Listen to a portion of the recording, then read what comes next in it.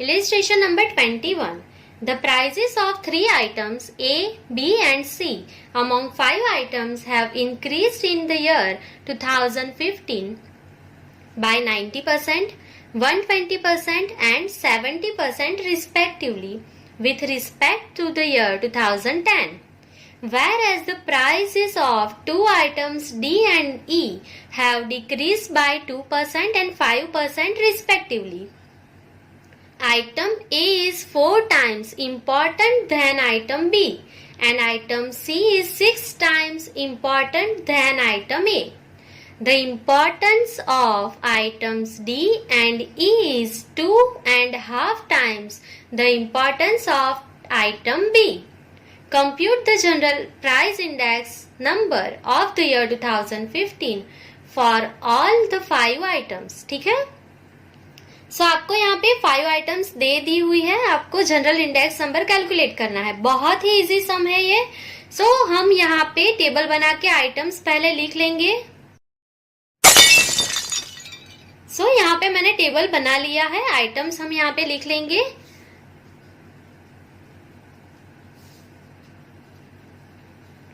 सो सबसे पहले क्या दिया हुआ है? Item A, then B, C, D and E. Clear? अभी आपको क्या बोला है कि among the 5 items item A, B and C जो है वो इंक्रीज हो रही है बाय 90%, 120% एंड 70%। तो अभी आप क्या लिखेंगे यहाँ पे? तो इंक्रीज और डिक्रीज। ठीक है? इंक्रीज हो रहा है अगर इंडेक्स नंबर में तो आप क्या करेंगे? प्लस, एंड डिक्रीज हो रहा है तो आप क्या करेंगे? साइन माइनस की। ठीक है? इंक्रीज हो रहा है तो प्लस करेंगे, डिक्रीज हो रहा है तो आप क्या करेंगे? माइनस। ठीक है? सो क्वेश्चन में आपको क्या बोला है कि आइटम ए जो है वो बेस ईयर में कितना परसेंट इंक्रीज हो रही है? बेस ईयर से 90%। तो आप यहाँ पे क्या लिखेंगे? प्लस 90। इंक्रीज हो रहा है तो सिर्फ आपने प्लस की साइन की। ठीक है? 90% मतलब 90 यहाँ पे इंक्रीज हो रहा है। ठीक है? उसके बाद आपको बोला है कि आइटम बी जो है वो 120% इंक्रीज हो रहा है। इंक्रीज हो रहा है तो क्या लिखेंगे? प्लस 120। क्लियर? उसके बाद आइटम सी जो है वो 70% इंक्रीज हो रहा है तो प्लस 70। क्लियर? फिर आपको क्या बोला है कि whereas prices of 2 items D and E have decreased by 2% and 5% respectively। मतलब जो D and E की आइटम्स है उसमें डिक्रीज हो रहा है कितना परसेंट? 2% एंड 5%। तो यहाँ पे क्या करेंगे? डिक्रीज हो रहा है तो -2 एंड यहाँ पे डिक्रीज हो रहा है -5। ठीक है? इसके सबमिशन की हमें जरूरत नहीं है, हम यहाँ पे डैश कर देंगे। ठीक है? सो ये कंप्लीट हो गया आपका इंक्रीज एंड डिक्रीज। अभी आपको क्या करना है? तो इंडेक्स नंबर फाइंड करना है। तो कैसे करेंगे? तो यहाँ पे हम लिख लेंगे index number I is equals to. कैसे आपको फाइंड करना है? तो बेस ईयर में इतना इंक्रीज एंड डिक्रीज हो रहा है तो बेस ईयर का इंडेक्स नंबर क्या होता है आपको पता नहीं है तो क्या करना है? सो आप कितना ले लेंगे? बेस ईयर का इंडेक्स नंबर 100। ठीक है? बेस ईयर का इंडेक्स नंबर 100 लिया आपने। प्लस और माइनस, इंक्रीज है तो प्लस करेंगे, डिक्रीज है तो माइनस करेंगे। एक ही फॉर्मूला में मैंने लिख लिया है। Index number I is equals to 100 plus और माइनस इंक्रीज और डिक्रीज। अगर इंक्रीज है तो प्लस करेंगे 100 में, डिक्रीज है तो माइनस कर देंगे 100 में से। ठीक है? तो बहुत ही इजी है ये। तो शुरू करेंगे यहाँ से। तो 100 प्लस कितना इंक्रीज हुआ? 90। तो 100 प्लस 90 कितना आ जाएगा? 190। Clear?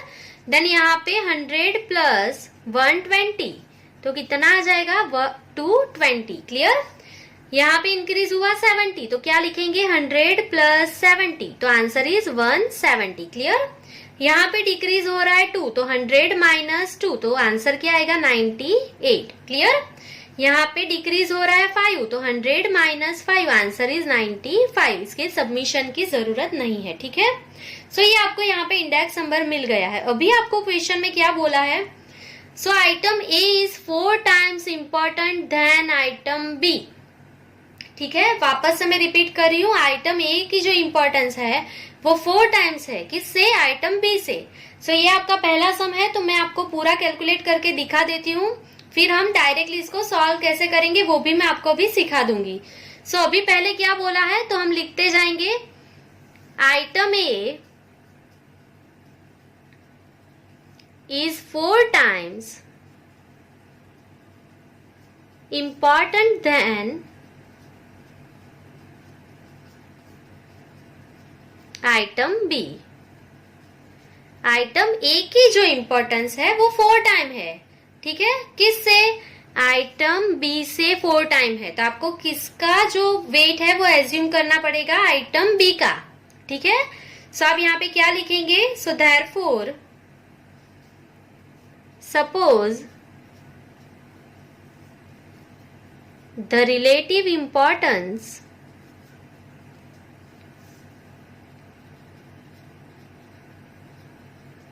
Of item B is equals to 1, ठीक है। Item A is 4 times important then item B, ठीक है। आइटम बी से आइटम ए 4 टाइम्स इंपॉर्टेंट है, तो आइटम बी का इंपॉर्टेंस कितना होगा? 1 होगा, ये हमने एज्यूम कर लिया, ठीक है। सो यहाँ पे हम लिखेंगे वेट W। आइटम बी का आपने कितना एज्यूम किया? 1, तो यहाँ पे लिख लेंगे 1, ठीक है।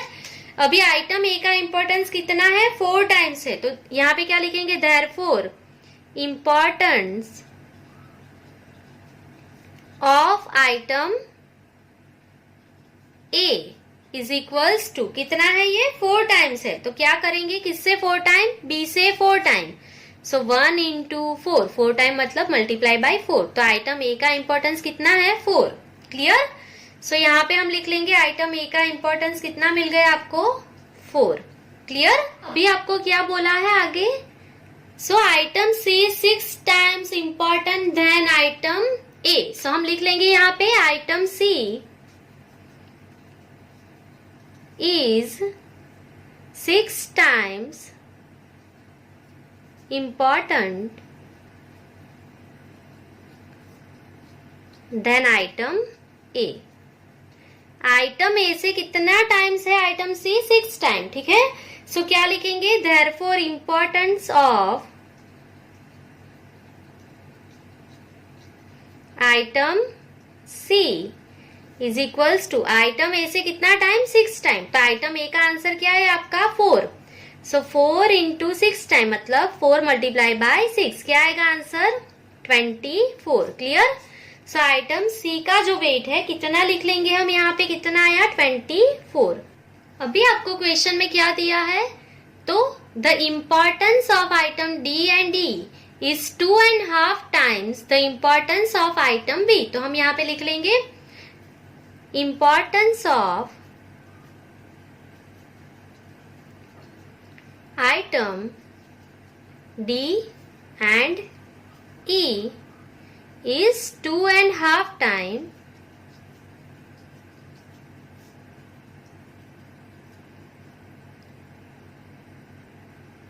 the importance of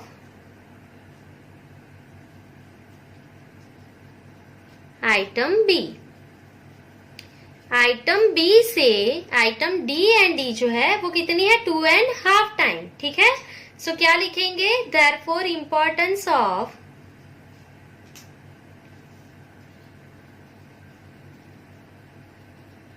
item D and E is equals to, item B से कितना? 2.5 टाइम, तो आइटम बी का इंपॉर्टेंस कितना है? हमने एज्यूम किया है 1, ठीक है। तो 1 मल्टीप्लाई बाय 2.5 मतलब 2.5। सो आंसर क्या आएगा आपका? 2.5। सो यहाँ पे आपको दोनों का आइटम डी एंड आइटम ई का जो है वो वेट मिल गया है, कितना है? 2.5, क्लियर। सो सबमिशन कर लेंगे हम अभी डब्ल्यू का, तो कैसे करेंगे? 4, 1, 24, 2.5, 2.5। सो आंसर क्या आ जाएगा? 34। तो आपको वेट मिल गया है यहाँ पे 34, क्लियर। अभी आपको क्या कैलकुलेट करना है? तो आपको index number, general price index number find करना है। तो आपको सबको फॉर्मूला अभी पता है क्या है, तो हम यहाँ पे लिख लेंगे जनरल इंडेक्स नंबर।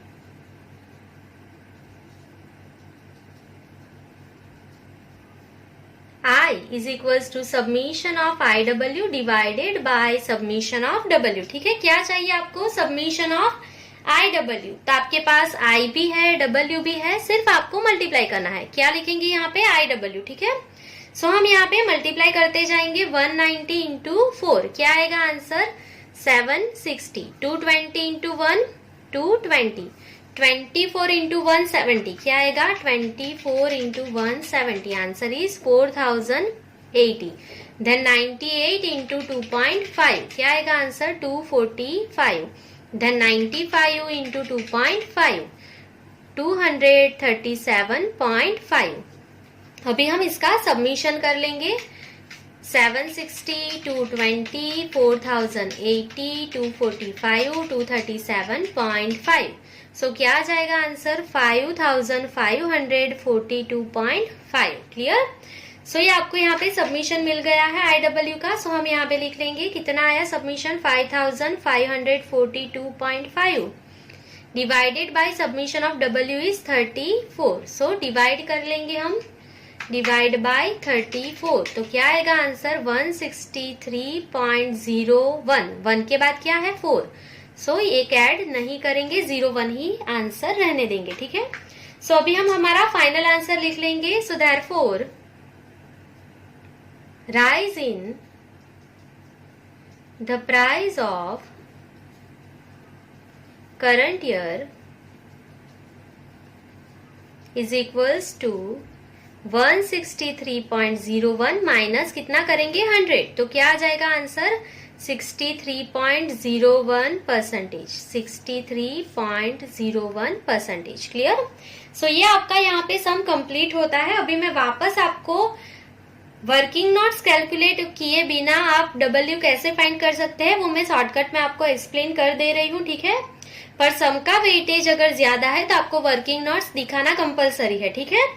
और आप वेट को क्रॉस वेरीफाई कैसे कर सकते हैं तो कैसे करेंगे आप पढ़ते जाइए. Item A is 4 times important then item B. Item B से तो आइटम बी से आइटम ए इम्पोर्टेंट है तो आइटम बी में कितना लिख लेंगे पहले 1. ठीक है. उसके बाद क्या करना है तो item A is 4 times important then item B. ठीक है. क्या आइटम बी से आइटम ए 4 times इम्पोर्टेंट है तो सबसे पहले किसका वेट जो है किसका इम्पोर्टेंस आप एज्यूम करेंगे बी का. तो बी में पहले कितना लिख लेंगे 1. ठीक है. अभी आइटम बी से आइटम ए का जो वेट है वो कितना है 4 times. तो मल्टीप्लाई बाय 4. तो 1 मल्टीप्लाई बाय 4 आंसर क्या आ जाएगा 4. ठीक है. अभी सेकंड पढ़ेंगे. क्या है importance of item C 6 times than item A. Item A से 6 times है कौन आइटम सी. तो आइटम ए जो है उसके मल्टीप्लाई में कितना करेंगे हम आइटम सी के लिए मल्टीप्लाई बाय 6. ठीक है. 4 into 6 कितना आ जाएगा यहाँ पे 24. समझ गए. अभी क्या बोला है importance of item D and E is 2.5 times the importance of item B. Item B से मतलब आइटम बी कितनी है यहाँ पे 1. उससे जो है सी एंड डी दोनों कितनी है 2.5 times मतलब मल्टीप्लाई बाय 2.5. तो आंसर क्या आएगा 1 मल्टीप्लाई बाय 2.5. सो 2.5 आएगा. सो डी एंड ई दोनों का वेट सेम है तो दोनों में आप 2.5 लिख लेंगे. क्लियर. सो ये एकदम शॉर्टकट में हो जाएगा आपका. क्लियर. सो यहाँ पे हमने इलिस्ट्रेशन नंबर 21 कंप्लीट कर लिया है. अभी हम नेक्स्ट इलिस्ट्रेशन कैलकुलेट करेंगे. Illustration number 22. The details of expenses on fuel for a group of worker for a region are as follows. So आपको फ्यूल के पीछे जो भी एक्सपेंस हुआ वो यहाँ पे दे दिया हुआ है. आइटम कौन सी है फ्यूल में call, kerosene, would and match box. ठीक है. बेस ईयर की क्वांटिटी एंड प्राइस दे दी हुई है आपको and price for current year वो भी दे दिया है आपको.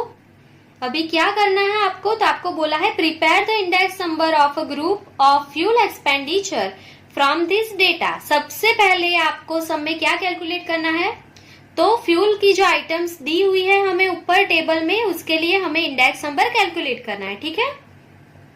उसके बाद क्या बोला है if the expenditure for food, clothing, house rent and miscellaneous group in the year 2015 are 3, 2.5, 4.5 and 3.25 times respectively that of the year 2012, and if the expenditure on this group are 42%, 15%, 10% and 12% respectively of the total expenditure, then prepare the cost of living index number for the workers. ठीक है. सो सब में आपको क्या बोला है सबसे पहले आपको फ्यूल का जो इंडेक्स नंबर है वो फाइंड करना है टेबल बना के। उसके बाद जो है आपको सेकेंड टेबल बनाना है और cost of living index number भी फाइंड करना है। सो बहुत ही इजी सम है। सबसे पहले हम फ्यूल का इंडेक्स नंबर फाइंड कर लेंगे, उसके लिए टेबल बना लेंगे। उसमें मैं यहाँ पे आइटम्स लिख लूंगी जो दी हुई है वो। सो यहाँ पे मैंने टेबल बना लिया है, आइटम्स लिख ली है, call, kerosene, would and match box. ठीक है। अभी आपको सम में क्वांटिटी ऑफ बेस ईयर दे दी है, उसको आप क्या बोलेंगे, क्वांटिटी ऑफ बेस ईयर मतलब Q0 वो दे दिया है आपको 5 kg, 20 litre, 5 kg and 10 boxes. तो हम यहाँ पे लिख लेंगे एज इट इज। ठीक है। उसके बाद बेस ईयर की प्राइस दे दी है हमको 25, 40, 22 एंड 0.90। सो हमने लिख लिया। फिर आपको करंट ईयर की प्राइस मतलब क्या दिया है P1, तो लिख लेंगे 30, 45, 25 एंड 1। क्लियर। अभी आपको सम में इंडेक्स नंबर कैलकुलेट करना है फ्यूल एक्सपेंडिचर के लिए। सो हम यहाँ पे उसका फॉर्मूला लिख लेंगे, index number for fuel expenditure is equals to. So अभी आप कौन सी मेथड से कैलकुलेट करना चाहते हो वो आप पे डिपेंडेड है। आप यहाँ पे टोटल एक्सपेंडिचर मेथड से भी कैलकुलेट कर सकते हैं सम, एंड फैमिली बजट मेथड से भी कैलकुलेट कर सकते हैं। दोनों से आंसर जो है वो सेम आता है, वो मैंने प्रीवियस वीडियो में एक्सप्लेन किया है आपको कि आप टोटल एक्सपेंडिचर से कैलकुलेट करेंगे या आप फैमिली बजट से कैलकुलेट करेंगे। दोनों मेथड से आंसर आपका जो है वो सेम ही आने वाला है। सो हम यहाँ पे Q0 दिया है तो लास्ट पेयर का इंडेक्स नंबर ले लेंगे। मतलब कौन से मेथड से कैलकुलेट कर रहे हैं हम, टोटल एक्सपेंडिचर मेथड से। ठीक है। Q0 मतलब क्वांटिटी ऑफ कौन सी, बेस ईयर। Q0 मतलब quantity of base year, and base year की क्वांटिटी है तो किसका फॉर्मूला यूज होता है, लास्ट पेयर का। सो मैं यहाँ पे लास्ट पेयर का फॉर्मूला ले रही हूँ, submission of P1 Q0 divided by submission of P0 Q0 multiply by 100। ठीक है। अभी आपको लास्ट पेयर का फॉर्मूला लर्न हो गया होगा, सो मैं वापस से लास्ट पेयर का फॉर्मूला एक्सप्लेन नहीं कर रही हूँ। और अगर आपको फॉर्मूला अभी तक लर्न नहीं हुए हैं तो आई सजेस्ट कि पहले फॉर्मूला लर्न कीजिए, उसके बाद ही ये सम को आप कैलकुलेट कीजिए। ठीक है। सो क्या फाइंड करना है अभी आपको, सबमिशन ऑफ P1 Q0। सो यहाँ पे लिख लेंगे P1 Q0 and then P0 Q0। ठीक है। सो सिर्फ मल्टीप्लाई करना है, करते जाएंगे हम लोग P1 के साथ Q0। तो 30 इंटू 5 क्या आएगा answer, 150, 45 into 20 900, 25 into 5 125 and 10 into 1 is 10। Clear. अभी क्या करना है, P0 के साथ Q0 का मल्टीप्लाई, 25 इंटू 5 125, 20 इंटू 40 क्या आएगा answer 800, 22 into 5 110 and 0.90 into 10 is 9। अभी इसका सबमिशन कर लेंगे हम, 150, 900, 125 एंड 10 क्या आएगा आंसर 1185। क्लियर। अभी P0 Q0 का सबमिशन करेंगे, 125, 800, 110 प्लस 9 क्या आएगा आंसर 1044। क्लियर। सो आप इसको फैमिली बजट मेथड से भी सॉल्व करेंगे तो आंसर लास्ट पेयर का ही होता है, वो मैंने एक्सप्लेन किया है। सो आप वैसे भी कर सकते हैं, आंसर में कोई डिफरेंस नहीं आएगा। ठीक है। सो सबमिशन ऑफ P1 Q0 क्या है 1185 divided by submission of P0 Q0 1044 into 100। तो सिंपली इसको कैलकुलेट कर लेंगे, 1185 डिवाइडेड बाय 1044 इंटू 100। तो क्या आएगा आंसर 113.50। 50 के बाद क्या है 5, तो आप क्या लिखेंगे 51। क्लियर। सो ये आपको इंडेक्स नंबर यहाँ पे मिल गया है फ्यूल एक्सपेंडिचर के लिए। अभी सम में आपको क्या बोला है, तो for food, clothing, house rent and miscellaneous expense, उसका जो डेटा है वो आपको दे दिया है सम में, पर आपको लर्न रखना है। अभी आप टेबल जो बनाएंगे cost of living index number में, तो सबसे पहले food, then clothing, then house rent, then miscellaneous expense, ये 4 तो हो गए। आपको 5th जो है आइटम वो ऐड करनी है, कौन सी है, फ्यूल एक्सपेंडिचर। जो अभी आपने गिना उसको ऐड करना है, ये भूलना नहीं है। तो टोटल कितनी आइटम्स के लिए cost of living index number calculate करेंगे? टोटल 5 आइटम्स के लिए, ठीक है। 4 आइटम्स आपको टेक्स्ट बुक में दे दी है। 5th जो आइटम है वो आपको खुद से ऐड करना है। कौन सा? फ्यूल। ये आपको समझना पड़ेगा। इसका इंडेक्स नंबर हमने अभी गिना है, इसको हम इंक्लूड करेंगे, ठीक है। So cost of living index number के लिए यहाँ पे मैं एक टेबल बना लूंगी 5 आइटम्स के लिए। सो यहाँ पे cost of living index number find करने के लिए मैंने एक टेबल बना लिया है। सबसे पहले आपको क्या दिया है? ग्रुप। सो हम यहाँ पे लिखेंगे ग्रुप, ठीक है। कौन से ग्रुप आपको सब में दिया है? तो सबसे पहले दिया है फूड, तो लिखते जाएंगे food, then clothing, house rent, miscellaneous, then अभी मैंने बोला 5th जो है वो खुद से आपको ऐड करना है। कौन सा इंडेक्स नंबर हमने कैलकुलेट किया? फ्यूल एक्सपेंडिचर का, ठीक है। सो ये ग्रुप जो है, ये पूरा ग्रुप आपको यहाँ पे खुद से ऐड करना है। कौन सा लिखेंगे यहाँ पे? अभी फ्यूल, ठीक है। इसको भूल मत जाना, अदरवाइज यहाँ से पूरा टेबल रॉन्ग हो जाएगा आपका। ये खुद से हमें समझना है। सो यहाँ पे लिखेंगे टोटल। क्लियर? सो अभी आपको क्या बोला है? If the expenditure for food, clothing, house rent and miscellaneous group in the year 2015 are 3, 2.5, 4.5 and 3.25 times respectively that of the year 2012, मतलब 2012 में जो भी इंडेक्स नंबर है उससे ये 3 times, 2.5 times and 4.5 times and 3.25 times ज्यादा है, ठीक है। सो बेस ईयर का इंडेक्स नंबर आपको नहीं पता है तो आप क्या करेंगे? 100 एज्यूम कर लेंगे, ठीक है।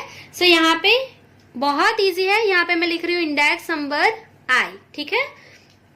सो फूड के लिए आपको क्या दिया है? 3 टाइम्स है। बेस ईयर जो है उससे कितने टाइम्स है इंडेक्स नंबर? ये फूड का 3 टाइम्स। सो आप क्या करेंगे? सिंपली बेस ईयर का इंडेक्स नंबर कितना होता है? 100। उससे कितने टाइम्स है? ये 3 टाइम्स। तो 100 इंटू 3 क्या आएगा आपका आंसर? 300, ठीक है। देन क्लोथिंग जो है वो 2.5 टाइम्स है, तो क्या करेंगे? 100 इंटू 2.5 तो कितना आ जाएगा? 250, ठीक है। देन हाउस रेंट कितने टाइम्स है? 4.5, तो यहाँ पे लिखेंगे 100 इंटू 4.5। सो क्या आएगा आपका आंसर? 450। देन आगे की कितना टाइम्स है? 3.25 टाइम्स, तो क्या लिखेंगे? 100 इंटू 3.25। सो क्या आएगा आंसर? 325। क्लियर? अभी फ्यूल के लिए आपको सेकेंड पैराग्राफ में कोई भी जो है डेटा नहीं दिया है। क्यों? क्योंकि आपको पहले से ही बोला है कि आपको फ्यूल का जो इंडेक्स नंबर है वो खुद कैलकुलेट करना है, ठीक है। सो आपने एक्सपेंडिचर जो है फ्यूल का उसका इंडेक्स नंबर कैलकुलेट कर लिया है। कितना है? सो 113.51 ये खुद से आपको लिखना है, ठीक है। अगर आपने ये गलत गिना है तो ये पूरा फिर गलत होगा। सो बहुत ध्यान से आपको इसको कैलकुलेट करना है, कोई भी मिस्टेक नहीं हो वैसे। सो आपको अभी इंडेक्स नंबर आई मिल गया है। अभी आप आगे पढ़ेंगे क्वेश्चन में, तो क्या लिखा है? If the expenditure on this groups are 42%, 15%, 10% and 12% respectively of the total expenditure, then prepare the cost of living index number, ठीक है। सो मतलब इन चीजों के पीछे जो एक्सपेंस किया है वो परसेंटेज में आपको दे दिया है। सो उसको क्या बोलते हैं? वेट। सारी चीजों के पीछे जो भी एक्सपेंस हुआ वो उसका इम्पोर्टेंस दिखाता है, ठीक है। तो इसको क्या बोलेंगे हम? वेट। तो आपको कितना परसेंट दिया है? 42%, तो लिखते जाएंगे इसमें 42% एक्सपेंस किया फूड के पीछे आपने, फिर 15%, 10% एंड 12% रिस्पेक्टिवली। क्लियर? सो इतना आपने एक्सपेंस किया है इन सारी चीजों के पीछे। अभी आपको फ्यूल में जो एक्सपेंस किया वो नहीं दिया क्वेश्चन में, तो फ्यूल के पीछे कितना एक्सपेंस हुआ वो आपको खुद ढूंढना पड़ेगा। तो यहाँ पे मैं लिख रही हूँ क्वेश्चन मार्क। आपको पता ही नहीं है फ्यूल के पीछे कितना एक्सपेंस हुआ, ठीक है। सो क्या करेंगे आप? तो टोटल जो एक्सपेंस होता है वो कितने परसेंट होता है? 100%। टोटल जो एक्सपेंस होता है वो 100% होता है। ये कब आपको करना है? तो अगर आपको कोई भी एक आइटम का वेट नहीं पता है तभी आपको टोटल कितना एज्यूम करना है? 100, ठीक है। सो सपोज आपने टोटल एक्सपेंस किया 100, तो फ्यूल के पीछे कितना किया होगा? तो 100 में से ये सारी चीजें माइनस कर देंगे। सो 100 minus 42 minus 15 minus 10 minus 12। So answer क्या आएगा 21। आपने फ्यूल के पीछे कितना एक्सपेंस किया होगा 21। क्लियर। सो अभी आपको W यहाँ पे मिल गया है। अभी आपको पता है इंडेक्स नंबर कैसे फाइंड करते हैं, तो यहाँ पे मैं लिख रही हूँ cost of living index number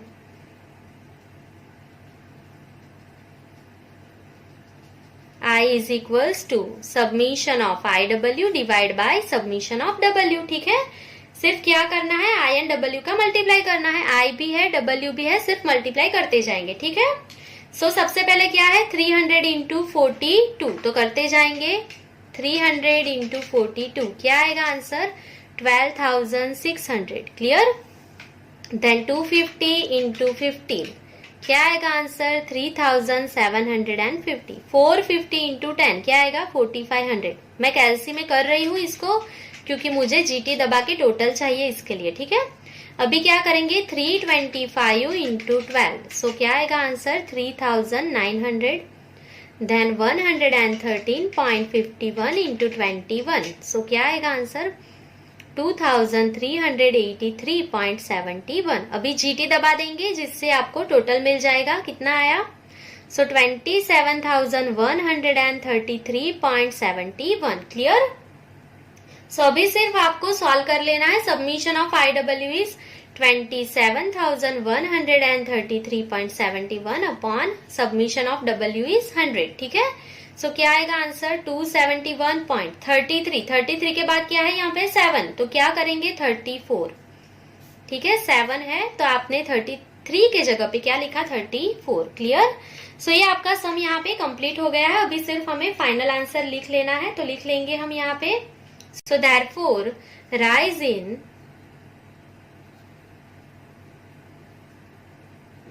the cost of living index number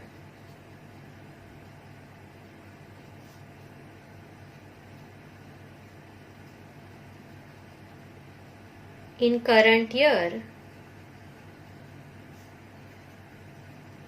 is equals to 71.34 minus 100। ठीक है, 100 माइनस कर लेंगे तो क्या आंसर मिल जाएगा हमें 171.34%। ठीक है, 171.34% जो है वो cost of living index number में करंट ईयर में इंक्रीज हुआ है। क्लियर। सो ये आपका इलिस्ट्रेशन नंबर 22 कंप्लीट होता है। अभी हम नेक्स्ट क्वेश्चन पे जाएंगे, इलिस्ट्रेशन नंबर 23।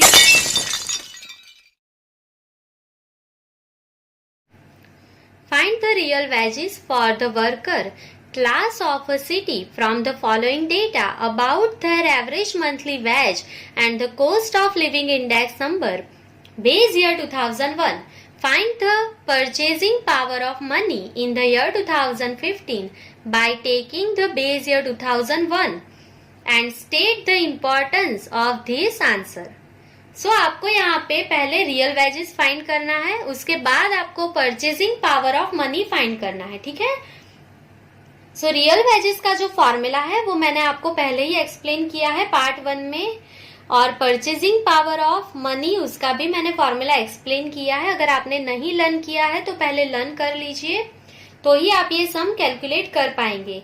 ये जो क्वेश्चन है वो बोर्ड एग्जामिनेशन में शॉर्ट क्वेश्चंस में आ सकता है, मोस्ट टाइम भी है। सो अगर आपने लर्न नहीं किया है तो मैं वापस से आपको रियल वेजेस का फॉर्मूला एक बार बोल देती हूँ क्या होता है।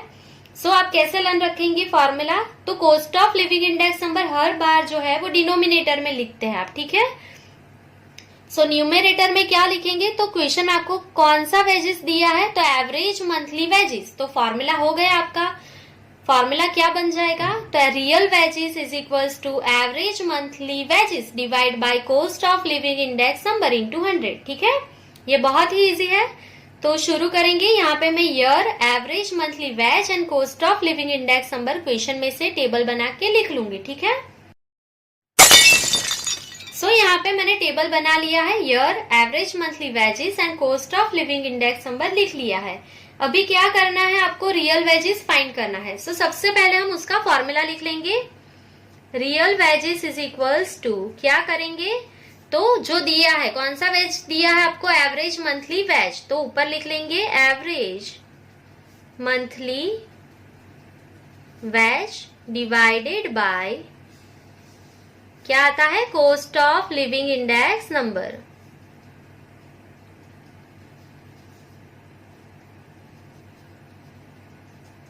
Multiply by 100। क्लियर। सो अभी हम यहाँ पे लिख लेंगे real wages.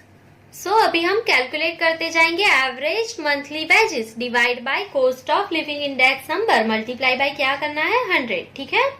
So average monthly wages 2010 में कितना है, सो लिखते जाएंगे 15,000 divided by cost of living index number 192 multiply by 100। ठीक है।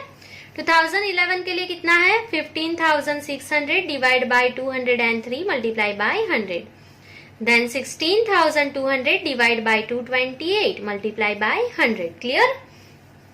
2013 के लिए 17,000 divided by 268 multiply by 100। Then 2014 के लिए 18,000 divide by 270 multiply by 100 and 2015 के लिए 20,000 डिवाइडेड बाय 287 मल्टीप्लाई बाय 100। ठीक है। सो इसको सॉल्व कर लेंगे तो आपको रियल वेजेस जो है वो मिल जाएगा। ठीक है। So 15,000 divided by 192 multiply by 100 क्या आ जाएगा आपका आंसर, तो 7,812.5। Clear. Then 15,600 divide by 203 multiply by 100 क्या आएगा आंसर, 7,684.72। 72 के बाद क्या है 9, तो आप क्या लिखेंगे 73। ठीक है। Then 16,200 divide by 228 multiply by 100 so क्या आएगा आपका आंसर, 7,105.26। 26 के बाद क्या है 3, तो आप एक ऐड नहीं करेंगे। Then 17,000 divide by 268 multiply by 100 क्या आएगा आंसर, 6,343.28। 28 के बाद क्या है 3, तो आप 28 ही लिखेंगे। Then 18,000 divide by 270 multiply by 100 क्या आएगा आंसर, 6,666.66। 66 के बाद 6 है तो आप क्या लिखेंगे 67। ठीक है। And last answer 27 divide by 287 multiply by 100 तो क्या आएगा आंसर, तो 6,968.64। 64 के बाद क्या है 1, तो आप 64 ही लिखेंगे। ठीक है। सो अभी आपको कैलकुलेट करना है परचेजिंग पावर ऑफ मनी, तो उसका फॉर्मूला मैंने आपको सिखाया है। यहाँ पे मैं लिख रही हूँ purchasing power of money in the year 2015। Current year में ढूंढना है, करंट ईयर कौन सा आपका लास्ट 2015। ठीक है। सो क्या है उसका formula, 1 divide by cost of living index number into 100। ठीक है। क्या है formula, 1 divided by cost of living index number multiply by 100। ठीक है। सो अभी कैसे करेंगे, तो 1 डिवाइड बाय 2015 का cost of living index number देखेंगे कितना है 287 मल्टीप्लाई बाय 100। सो इसको सिर्फ सॉल्व कर देंगे, क्या आएगा answer, so 1 divided by 287 multiply by 100 answer is 0.34। 34 के बाद क्या है 8, तो क्या लिखेंगे 34 के जगह पे 35। क्लियर। सो आपको परचेजिंग पावर ऑफ मनी यहाँ पे मिल गया है 0.35। अभी क्वेश्चन में आपको बोला है कि इसका मतलब क्या होता है वो भी एक्सप्लेन करो। तो इसका मतलब क्या होता है कि अगर जो है आपका यूनिट ऑफ मनी, वापस मैं बोल रही हूँ, अगर आपका यूनिट ऑफ मनी जो है वो रुपीज है, तो जो 2015 में वैल्यू हो गई रुपीज की वो कितनी हो गई 35 पैसे। ठीक है। 0.35 है मतलब 35 पैसे। क्लियर। सो अभी हम फाइनल आंसर हमारा यहाँ पे लिख लेंगे। So therefore if the unit of money